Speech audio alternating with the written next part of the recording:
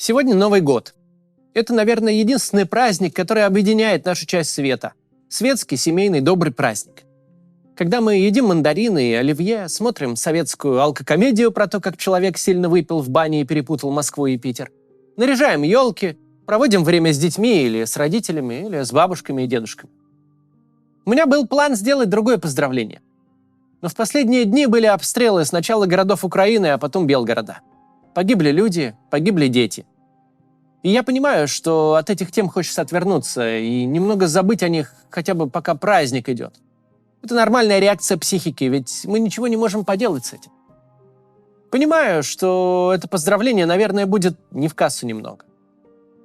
Но я вообще пошел в политику, потому что хотел делать жизнь людей лучше, чтобы трамваи поудобнее, лавочки почаще расставлены, и на велосипеде, чтобы можно было на работу поехать, кому удобно, или на машине без пробок, кому удобнее так. Я люблю людей и люблю, когда людям хорошо. Я это изучал и сам по себе в университетах, и деятельность у меня была с этим связана. Когда люди гибнут просто так, теряются человеческие жизни ни за что и ни зачем, я не могу записать поздравление с Новым годом, которого, наверное, ждут мои зрители. Я не понимаю, зачем нужна эта война и почему эти люди должны гибнуть. У меня нет новогоднего настроения. Поэтому сегодня мы поговорим о тех, кто уже, наверное, закупил продукты для новогоднего стола, кто наверняка договорился с родственниками, где будет встречать, купил детям или внукам подарки, чтобы положить под елку, но до Нового года дожить не смог. Я не буду называть сегодня цифры. Я расскажу две истории конкретных людей, которые погибли 29 и 30 декабря. Светлана Владимировна Гайдукова. Она работала главным бухгалтером в спортивном комплексе «Динамо» в Белгороде. Ее имя промелькнуло в новостях буквально одной строкой. По спорткомплексу пришелся удар, 3 воспитанников ранены, 1 женщина погибла. Но мы нашли страницу Светланы в социальных сетях, чтобы попытаться узнать, что это был за человек.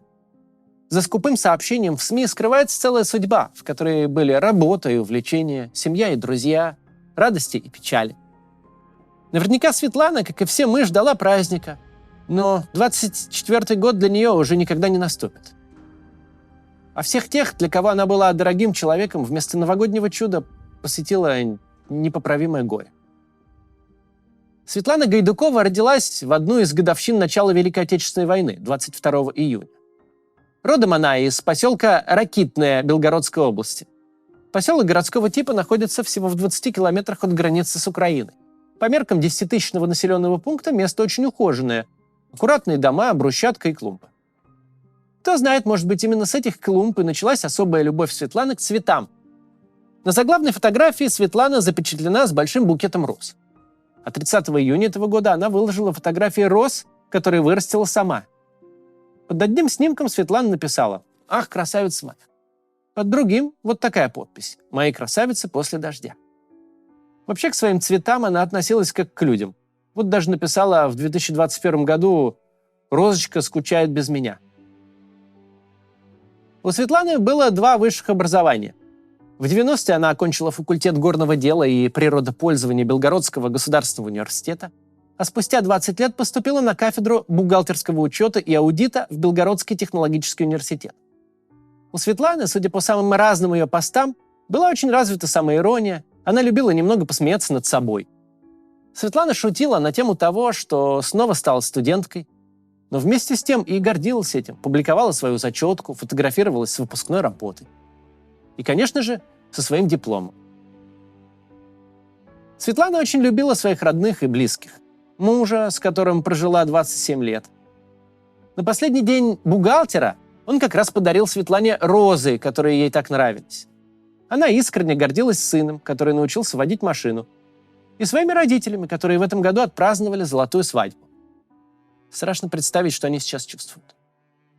Со страницы Светланы во ВКонтакте от всех ее постов, бесчисленных фотографий с родственниками, друзьями, однокурсниками, с отдыха в Сочи и со встречи одноклассников, от всех них веет каким-то теплом и уютом. Недаром она однажды репостнула открытку с простеньким стишком. «Как хорошо на свете просто жить, любить, мечтать, творить и удивляться. И никого на свете не судить, а просто жить и жизнью наслаждаться». Вторая история. Это Виктор Владимирович Кобзистый. Он родился в 1979 году в Кременчуге. В детстве он увлекся футболом, болел за киевскую команду «Динамо». Но уже в 10 лет Виктор был ростом со взрослого мужчину, и эта особенность определила его дальнейшую судьбу. Он пошел в баскетбол. В 17 лет Кобзистова уже признали лучшим баскетболистом Украины в своей возрастной категории. В 2000-е он играл за сборную страны на чемпионатах Европы. А затем, как мастер спорта международного класса, и сам стал тренировать баскетбольные команды. В 2009 году украинские спортивные журналисты обратили внимание на интересную деталь. Когда в матчах участвуют команды, которые тренируют Кобзистой, болельщики начинают скандировать именно фамилию тренера. У Виктора были жена и 2 детей. Один из них, Саша, с 5 лет стал во всем подражать папе. Начал проситься на тренировки, а в перерывах сам бросал мяч в корзину. Виктору Кобзистому нравились юмористические программы. Он смотрел как российский Comedy Club, так и украинский «Квартал 95». Был он подписан и на мою неофициальную страницу в Фейсбуке, куда кто-то перезаливает видео с этого YouTube-канала. Перед войной Кобзистой был директором детско-юношеской спортивной школы номер 2 в родном Кременчуге. Возглавлял баскетбольный клуб «Кремень». Конечно, не все в его жизни было гладко. В 2021 году произошел конфликт с местными властями. Тренер обвинил мэрию в коррупции, даже организовал митинги. Кобзистова сначала уволили якобы за финансовые нарушения, а потом он восстановился в должности через суд. Об этом писала местная пресса, кстати, писала на русском языке. Виктор участвовал в спортивных проектах для детей с инвалидностью, а когда началась война, лично помогал эвакуировать детей с востока Украины. Сам Виктор об этом никогда ничего не писал, об этом рассказали его коллеги уже после его смерти. В последние месяцы он тяжело переживал гибель на фронте одного из своих воспитанников, баскетболиста команды «Кремень» Алексея Ханилевича. Эта команда многое для него значила. На Ютубе даже сохранился короткий ролик, где Кобзистый поздравляет Кремень из Кременчуга и всех его болельщиков с новым 2017 годом. Дорогие кременчужане, болельщики, любители баскетбола, поздравляем вас с наступающим Новым годом. Желаем вам новых свершений, новых побед в следующем году. Забыть о поражениях и неудачах этого года и взять в следующий год все самое лучшее. Виктор Владимирович Кобзистый погиб во Львове, где в дни войны тренировал детей со всей Украины. И он один из многих спортсменов, погибших на этой войне. 30 марта 22 года в блокадном Мариуполе погиб боксер и легендарный тренер 81-летний Владимир Кленин. Другого тренера по боксу, 39-летнего Михаила Кореновского, российская ракета убила в собственном доме в Днепре 14 января 23 года. Его жена и дети чудом выжили, а фотография их разрушенной квартиры с желтой кухней разлетелась по всему миру. Что тут скажешь? Какой тут Новый год? Мы знаем, кто виновник этой войны. Это Владимир Путин.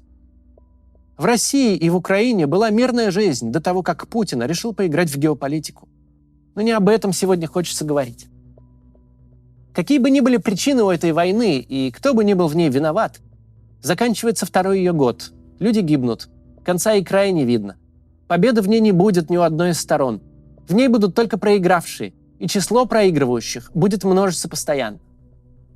Еще люди и еще семьи будут терять самое дорогое. Вышло исследование общественного мнения россиян. Самое главное желание на Новый год, которое они собираются загадывать, это чтобы наступил мир. Никто не желает победы, потому что понятно, что победы быть не может. Победа существует только в воображении выживших из ума пожилых людей, развязавших войну и бросающих в ее топку все больше и больше жизни. Я тоже хочу пожелать нам всем мира.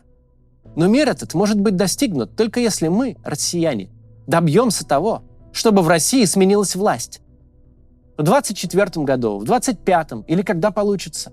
Но мы должны сделать так, чтобы Россией управлять стали люди, которые ценят человеческую жизнь, для которых главное – это жизнь, здоровье и благополучие человека, для которых на первом месте человек, а не безумные завиральные идеи и не измерение размера кое-чего, чтобы понять, кто тут глав.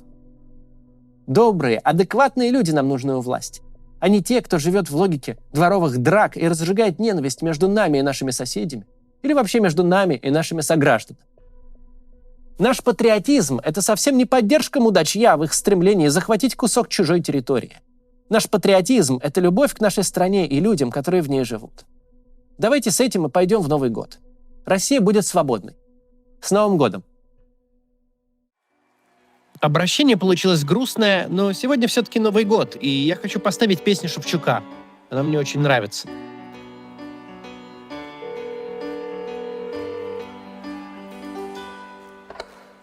Наша борьба подошла к концу, на стене телевизором тюремная клеть. Спор о начале вновь подвел к яйцу. Мы сидим за столом и пьем свою смерть. Солдаты духа, мы горим в трусах. Слишком много эротики, да мало любви. Страну закопали, а в этих кустах кого не спроси, селяви. И мы дарим друг другу время на память. Россия, женщина с героическим прошлым, немного светлым, немного пошлым. В подъезде с настоящим, как вечность в бурьяне. Я думала, на мать оказалась пир. Я для нее не актуален и вреден, но я достаточно богат. Позвольте, леди, печально смотреть на мир. Напиши мне, напиши, намешай, развороши. Напиши мне, напиши фотографию души. И кто будет драться, если завтра война? Кто снова ослепнет, штурмуя свет? Двойного гражданства у неба нет. У земли нет амбиций, но есть она. Россия, женщина с разбитым лицом. Для кого-то ротик, для нас пасть. Россия, невеста, век с мертвецом. Мы так напились, мы готовы пропасть. И наш патриотизм не очень высок. Он не фужер на банкете, не танцор нагишом. Он не гимны, не марши, не речей песок. Он наивен, прост и даже смешон. Он не дубина, не народ, не вождь, не чугунный цветок в гранитной руке. Он там, где мы хоронили дождь. Он солнце, тонущее в реке.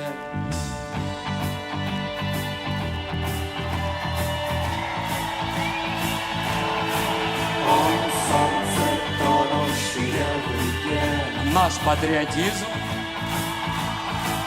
он солнце, тонущее в реке. Наш патриотизм, он солнце, тонущее в реке. Наш патриотизм, он солнце, напиши мне, напиши. Он солнце, намешай, развороши. Надыши мне, надыши.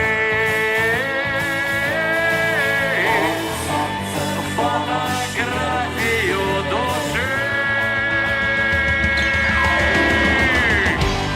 Напиши мне, напиши. Намешай, развороши. Напиши мне, напиши фотографию души. Он солнце, тонущее. Пишите, братцы. Он солнце, тонущее в реке. Он солнце, тонущее в реке. Наш патриотизм. Он солнце, тонущее в реке.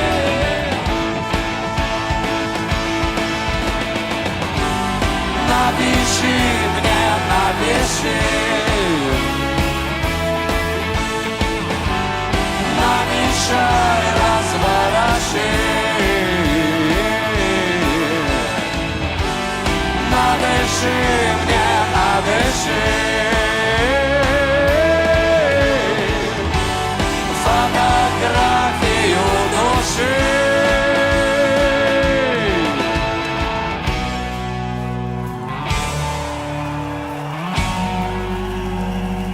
Пишите, друзья.